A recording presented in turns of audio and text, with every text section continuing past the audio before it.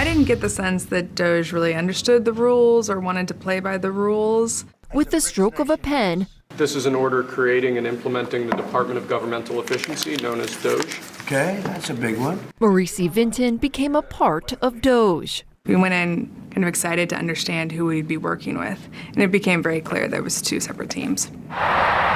Vinton, a 4-year employee with the U.S. Digital Service, witnessed how the little-known government agency, which under prior administrations was aimed at using tech for efficiency, was renamed DOGE by President Trump in one of his first acts in office.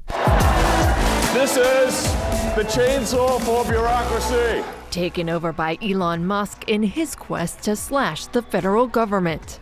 So we very much felt just like a convenient container for DOGE. They could have access to the White House through our office space.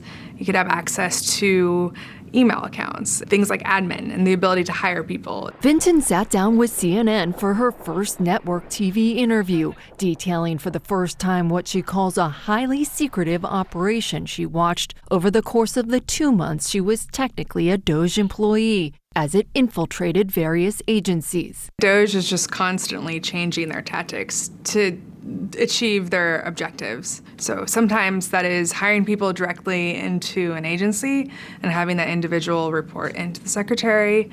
In other places, it is having, people that have multiple badges and can go around and kind of connect a bunch of different agencies and what they're trying to achieve. Vinton says the waves of new staff with ties to Musk and his companies have limited knowledge of how federal agencies work, and what she calls a careless disregard for wanting to learn. As one of the architects of DirectFile, a platform for filing taxes online, she said she came to government to use her technology expertise to make life easier for Americans. What I see DOGE is doing is they're actually breaking a lot of that down. They're actually breaking those things apart. That left her feeling rudderless, with no clear sense of the mission or who was actually in charge, as she never saw Musk or even heard from him. Who is really in charge of DOGE?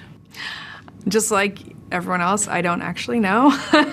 So is DOGE an agency? DOGE seems to be more of an idea than a belief system than an agency itself. A belief system that Vinton warns there may be no coming back from. I want Americans to try to understand that it is a wrecking ball and that it's not a scalpel. And it is going to dramatically decrease government's capacity to deliver services and benefits in the next few years. And a lot of these questions about Musk and DOGE's authority that she talks about here is being questioned in court and is the subject of ongoing litigation. Vinton left voluntarily in mid-March because her second 2-year term was coming to an end.